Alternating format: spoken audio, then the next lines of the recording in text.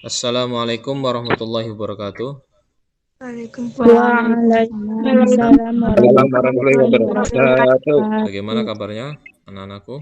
Alhamdulillah, Alhamdulillah Pak, walafiat. Alhamdulillah baik. Baru berapa anak ini yang hadir? Papa baca yang ada dan mengharapkan yang lain bergabung. Dea ya, Hadir, Pak. Ellen. Tetap semangat untuk memulai hari ya supaya kita ada motivasi untuk belajar, ada motivasi untuk menuntut ilmu. Oke, anak-anakku sekalian, kita teruskan pelajaran ilmu kalam kita. Yang saat ini Bapak ingin mendalami materi tentang sejarah ilmu kalam. Dari aliran. Iya, tentu aliran ilmu kalam itu kaitannya dengan aliran-aliran. Nah, ini dalam slide yang pertama. Fitnatul Kubro. Masih ingat Fitnatul Kubro?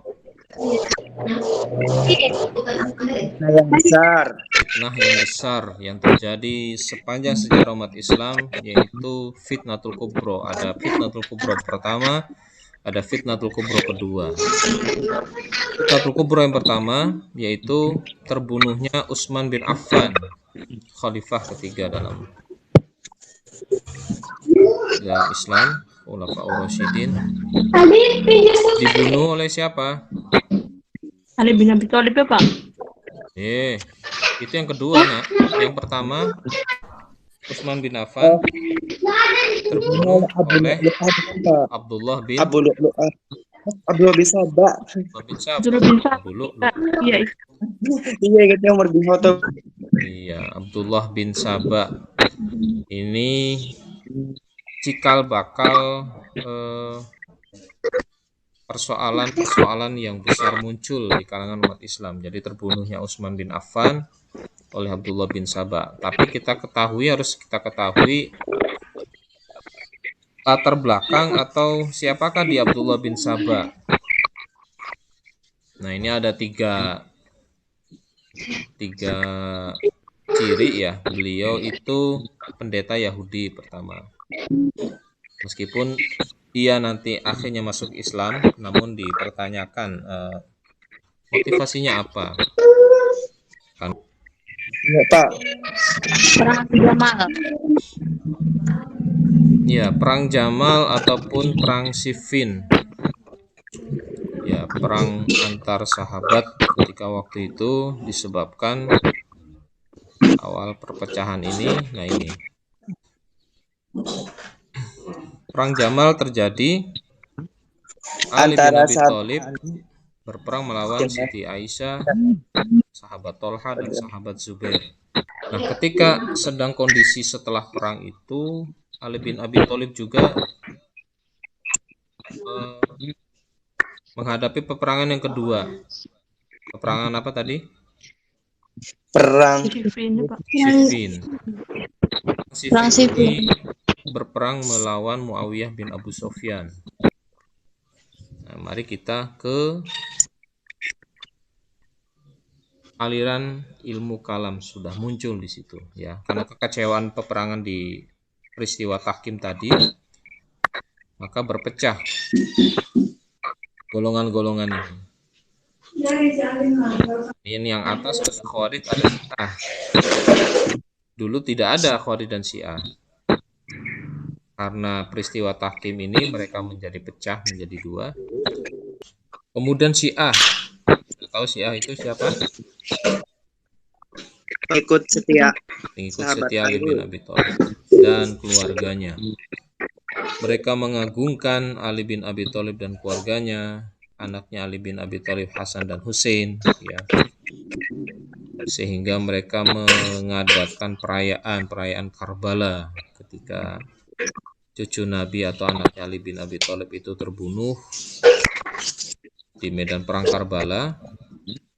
Dan mereka menyakiti diri sendiri dengan menyakiti dengan mencabuk dirinya, kemudian merasakan pahitnya atau getirnya, disiksa seperti halnya Husain pada waktu itu. Syiah ini masih menjadi paham negara di Iran sana.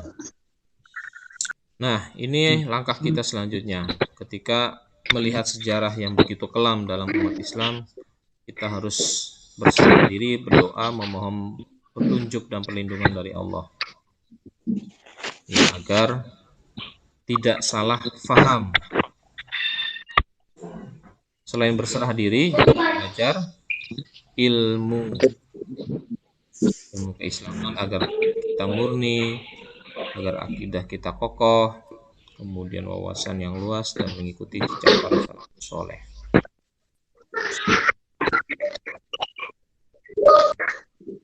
Oke, ada yang ingin ditanyakan sementara ini? Golongan-golongan tadi, ya Bapak tekankan lagi, meskipun mereka itu sudah tidak ada secara nama, golongan Khawarij, kalau Syiah itu masih ada, terutama Khawarij ini ya. Tetapi paham-paham mereka itu masih dipakai oleh sebagian orang yang ingin mendirikan khilafah Islam. Ya, kita tidak berbicara khilafah itu benar atau tidak, sah atau tidak dalam keislaman. Ya, lihat saja sejarahnya khilafah itu. Khilafah itu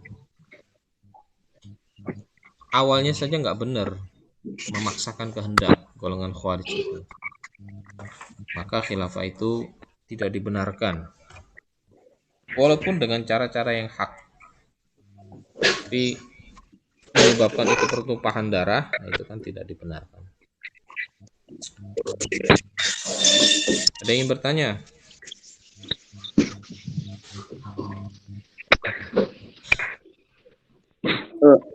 Pak, Ya, mungkin dia masih mengulas yang waktu dulu pernah ditanyakan. Ya, itu tuh Pak, sebenarnya pandangan Bapak dan kelompok FPI itu bagaimana sih Pak? kelompok apa nak? Front Pembela Islam. Oh, Pandangannya Bapak tuh kayak gimana gitu terhadap mereka? ya baik. Ya. Nah, itu maksud Bapak ketika Bapak menjelaskan sejarah perpecahan umat Islam zaman dahulu, maka selalu akan ada perpecahan umat Islam di zaman sekarang, bahkan di zaman yang akan datang. Makanya nanti akan turun Imam Mahdi sebagai penyatu umat muslimin. Golongan-golongan yang ada sekarang ini itu pasti menggunakan faham aliran, faham keilmuan ulama-ulama terdahulu. Pertanyaannya, apakah diterima oleh masyarakat kita sekarang? Itu saja. Ya, kita telah belajar sejarah pada masa lalu itu, perpecahan umat Islam itu ada. Sekarang pun ada. Jadi ketika salah satu golongan tadi, FPI itu berada di sini, maka pertanyaannya, diterima tidak oleh kita kaum muslimin? Tentu jawabannya ada dua, apa? Ada yang menerima dan ada yang Tidak menerima. Itu harus melihat secara jernih, menerima dan tidak menerima. Nah, kita yang sudah belajar sejarah perbedaan itu, kenapa ada yang menerima dan kenapa ada yang tidak menerima. Bisa utarakan alasannya. Yang menerima karena cocok dengan paham-paham yang dibawa oleh FPI itu. Apa apa? Coba fahamnya apa yang Ramdia tahu?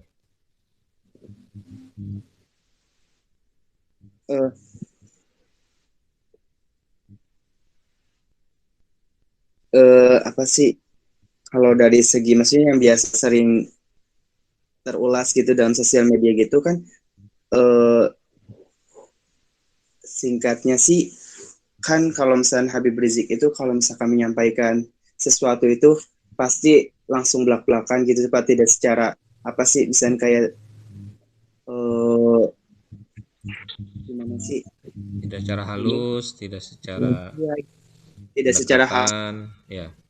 tidak secara pendekatan atau enggak kayak misalkan ngomong secara pribadi atau gimana, itu malah kayak diumbar-umbar di sosial media gitu tuh Pak. Maksudnya Iya, padahal iya, sih iya. memang untuk memberikan kebenaran gitu ya, meluruskan kebenaran tuh Pak. Tapi malah jadinya ujung-ujungnya tuh banyak penjazan gitu Pak kepada Habib Rizik tuh yang kayak gini kayak gitu, gimana tuh Pak? Terlalu vulgar dalam penyampaian ya. Nah, ini kan metode berdakwah beliau itu berbeda dengan metode berdakwah yang santun, yang halus. Begini, ada saatnya dakwah itu keras, ada saatnya dakwah itu lembut. Ya, harusnya kita bisa melihat fenomena ini, kenyataan ini dengan jernih. Sehingga nanti kita bisa menerima apa yang disampaikan oleh Habib Rizik dan kita bisa menolak apa yang disampaikan Habib Rizik. Jadi ketika keras itu apa? Masalah apa? Tentu beliau itu menyoroti masalah nahi mungkar. Kemungkaran kan yang harus dikeraskan? Iya Iya, Pak. iya. Jadi kemungkaran yang sudah jelas-jelas itu berdampak negatif, berdampak buruk bagi sistem, bagi masyarakat, bagi kita semua. Itu kenapa masih ada? Maka beliau cara dakwanya keras, belak-belakan. Nah, itu sebuah pesan sebetulnya bahwasanya tujuannya itu agar sampai kepada pemerintah yang mengatur negara. Supaya dampaknya itu terlihat. Kalau orang melakukan kemaksiatan, kemungkaran, maka dampaknya akan menjadi rusak negara, akan menjadi rusak orang-orang. Nah, itu harus dicegah. Maka untuk dakwah yang nahi mungkar, ya memang harus seperti itu, harus keras. Kalau pesannya itu diterima, ya. Kalau ada feedback atau timbal balik dari pemerintah menerima, berarti harus ditindak. Tapi kalau tidak diterima, ya tambah keras. Karena menyakiti apa sih namanya? Menyakiti orang-orang yang sudah benar, menyakiti orang-orang yang sudah ingin berjalan lurus, kok masih ada maksiat. Contohnya apa dakwah yang keras itu menurut Ramdia? Yang vulgar itu menurut Ramdia itu apa? Maksud dan dia itu bukan masalah kerasnya gitu Pak, tapi itu penyampaiannya memang sih benar gitu. Tapi kebanyakan tuh dari apa sih kayak semacam netizen gitu tuh banyak yang menanggapinya tuh kayak banyak yang menolak itu sih Pak, ada maksudnya tuh dari segi penyampaiannya karena terlalu ini tuh Pak. Ya itu, penolakannya cara penyampaiannya saja kan. Kalau isinya benar ya apa yang disampaikan benar, nahi mungkar. Tapi karena penyampaiannya itu keras, frontal, dan itu membuat takut ya orang-orang yang berbuat salah, ya maka dibenci beliau. Yang benci beliau kan itu kan orang yang melanggar. Tapi kalau orang yang tidak melanggar tidak akan dibenci, tidak akan membenci. Orang yang benci kepada beliau kan orang yang berbuat kemungkaran. Ya, kenapa kemungkaran dilarang? Ya, dengan alasan agama jelas, itu dilarang.